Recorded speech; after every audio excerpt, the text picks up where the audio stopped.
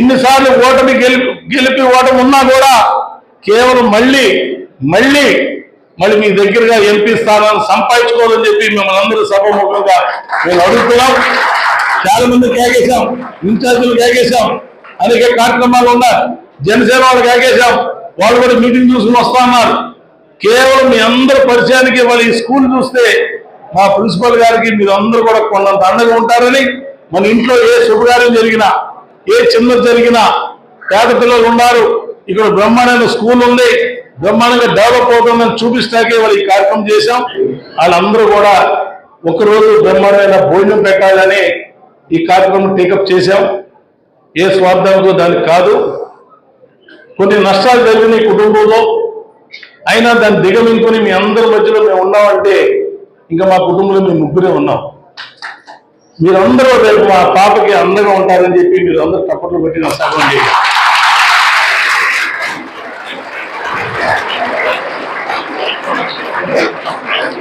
ఎన్ని ఇబ్బందులు వచ్చినా ఇది తెలుగుదేశం పార్టీలో నారా చంద్రబాబు గారి నాయకత్వం కానీ, రాబోయే రోజుల్లో పవన్ కళ్యాణ్ గారి నాయకత్వంలో కానీ గవర్నమెంట్ రావాలి, పేద ప్రజలకు అనేక కార్యక్రమాలు చేయాలనే కంకణం తప్ప ఏనాడు రాజ్యాంగం పట్ల ప్రమాణ స్వీకారం చేసిన రోజు కానించి ఏనాడు కూడా అవినీతికి పాల్పడలేదంటే మా భాస్కరరావు కానీ, మా దత్తు గారు కానీ, పెద్దలందరూ కూడా నరసింహుడు కానీ వీళ్ళందరూ మా పాత మిత్రులు.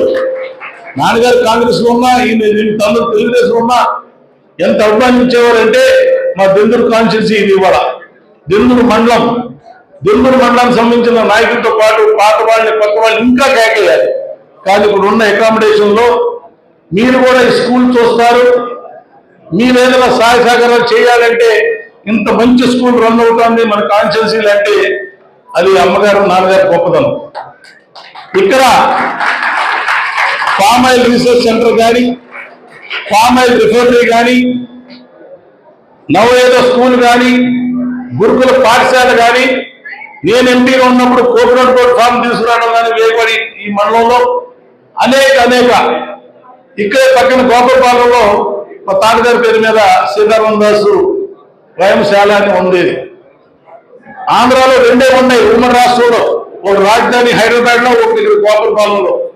ఇప్పుడు ఈ 13 జిల్లాలు వ్యక్తులందరూ వచ్చి ట్రైనింగ్ అయ్యి ఈ కాన్స్టిట్యున్సీలో ఉన్న మా పునాది సమితి ప్రెసిడెంట్ కానించి, ఎమ్మెల్యే కానించి, మంత్రులు కానించి ఏదైనా ఘనత ఇచ్చిందంటే ఈ దొందులూరు కాన్స్టిట్యూన్సీ చెప్పి సభాముఖంగా చెప్తున్నారు. మీ అందరి పట్ల మీరేం చేయగలం, చేసేవాళ్ళు ఏం చేస్తే బాగుంటుంది అనే విషయాల మీద ఎన్నో రకాలుగా రాజకీయంగా మనం చేస్తాం. నేను అనేది ఒకటే, మీతో పాటు అమ్మాయి వాళ్ళ మా అమ్మాయి పుట్టినరోజు జరుపుకోవాలనే మన ఉర్దూ స్కూల్కి వచ్చాం. మీకు రోజు ప్రిన్సిపల్స్ కానీ, మీ టీచర్లు కానీ ఎన్నో బోధిస్తూ ఉంటారు, మంచి బోధిస్తూ ఉంటారు.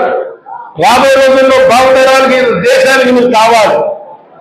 ఎంత పేదవాడైనా కాదు, మనిషిలో మంచి గుణగణం ఉన్నప్పుడు మీ అందరికి కూడా రాబోయే రోజుల్లో మంచి రోజులు వస్తాయని చెప్పి నేను దేవుడిని అలాంటి ప్రార్థిస్తూ అన్ని రకాలుగా మంచి జరగాలని ఈ కార్యక్రమాలు చేపట్టాం. తప్పనిసరిగా మీ అందరి ఆశీస్సులు మాకు ఉండాలి, ఉంటుందని మీరు అందరూ కూడా నేను సభముఖంగా నమ్ముతున్నాను. తప్పనిసరిగా రాబోయే రోజుల్లో ఏ పదవి ఆశించినా, ఏం చేయాలన్నా నా పార్లమెంట్ కాన్స్టిట్యూన్సీలో ఉన్న ఏ నియోజకవర్గాల్లో కానీ, మండలాల్లో కానీ ఉన్న మండల నాయకులు కానీ, రాష్ట్ర నాయకులు కానీ, మనకు వచ్చిన ఎవరు కానీ అందరినీ కూడా నేను ఆదేశిస్తున్నా. నాకు స్వార్థం లేదు, సంపాదన మీద అలవాటు లేదు, అవినీతి చేయాలని పని లేదు. తరతరాల నుంచి ఇక్కడ వ్యవసాయం చేసే రోజుల్లో 5 రూపాయల కూలి కోసం వచ్చి నేల కట్టడం పెట్టేవాడు. ఇక్కడ మా నాన్న కట్టించేవాడు. నాన్న స్వయంగా అమ్మగారు లాంకర్ పుచ్చుకుంటే నేను స్వయంగా నేల కట్టడం పెట్టేవాడు. ఈ తోటలో కరెంట్ ఎప్పుడు వచ్చేదో తెలియదు, ఎప్పుడు పోయేదో తెలియదు. కానీ నాకు ఆ జీవితం చాలా మంచి జీవితం.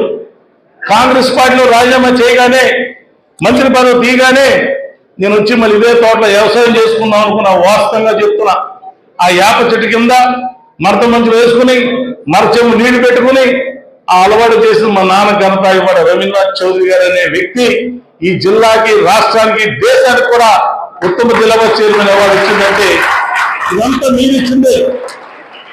సమితి ప్రెసిడెంట్ కానించి, జిల్లా బస్ చైర్మన్ కానించి, ఎమ్మెల్యే కానించి, మంత్రులు కానించి, ఎంపీలతో సహా మరి రాజకీయ పునాది వేసామంటే ఈ జిల్లాలో అదంతా నా ప్రజల శ్రేయస్సు కోరుకు నేను చేయగలన్న తృప్తితో రేపు రాబోయే రోజుల్లో ఫైట్ చేసుకుంటూ ఎక్కడికైనా వెళ్ళి ఏ రకంగా సాధించాలన్నా ఢిల్లీలో కానీ ఇంకో చోట కానీ కేంద్ర మంత్రులతో కానీ ఇంకోటి కానీ నిన్న మా గార్పడి బుద్ధి గారు చెప్పారు, ఎవరైనా ఒకడు వస్తాయని కలెక్టర్ గారి దగ్గరికి తీసుకెళ్ళాడు ఎంపీ ఏంటని అంటాడు ఆయనకి 2 మోకాలు ఎక్కడున్నారు గార్పడి బుద్ధి గారు?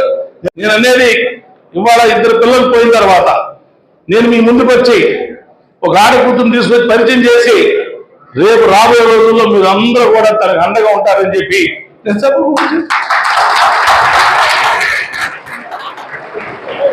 అలాగే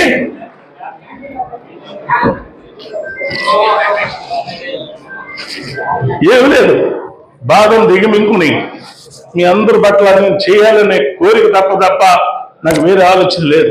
తప్పనిసరిగా మీ అందరికీ రేపు రాబోయే రోజుల్లో మంచి ప్రభుత్వం వచ్చి ఏర్పాటు చేసుకుని తప్పనిసరిగా మా కుటుంబానికి అండగా ఉంటారని పదే మిమ్మల్ని అందరినీ కోరుతూ నాకు ఈ అవకాశం ఇచ్చిన మీ పిల్లలందరికీ కూడా సభాముఖంగా నమస్కారం పెడుతూ నా ఆశీస్సులు మీ అందరికి కూడా మంచి రోజులు వస్తాయి మా ప్రిన్సిపల్ గారి ద్వారా నేను ఆశిస్తున్నా. తప్పనిసరిగా అలాగే మా అమ్మాయిని కూడా మీరు కాపాడుకోదు. బాయ్.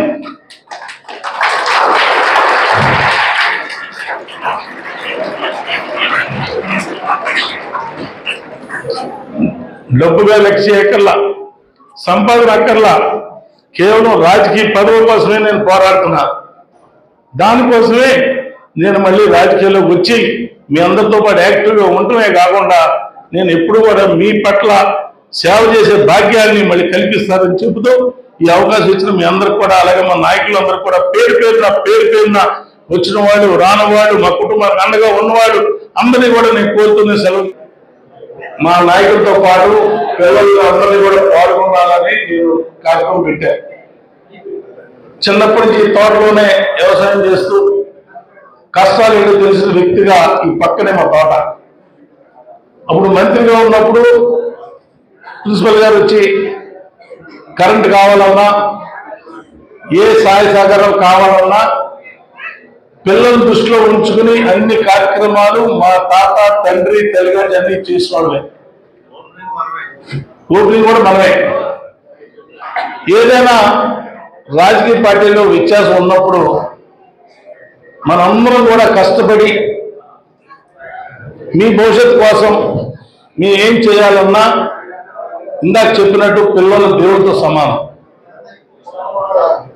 అందరి పిల్లల బర్త్డే కూడా రకరకాలుగా ఓన్లీ పేదవాళ్ళకి ఆ రోజున పూట భోజనం పెట్టాలనే మిమ్మల్ని పేదవాళ్ళని నేను అంటలా, కానీ మీ హాస్టల్కి వచ్చి మీ స్కూల్కి వచ్చి ఇంత ఆడపిల్లలు కానీ మగపిల్లలు అందరూ కూడా ముస్లిమ్స్ ఎంతో అల్లాహ్ను ప్రేమిస్తూ దైవ కార్యక్రమాలు చేస్తూ రంజాన్ కానీ ఇంకో పండుగ ఏంటనేది ముస్లిం ఫ్రెండ్స్ ఉన్నారు.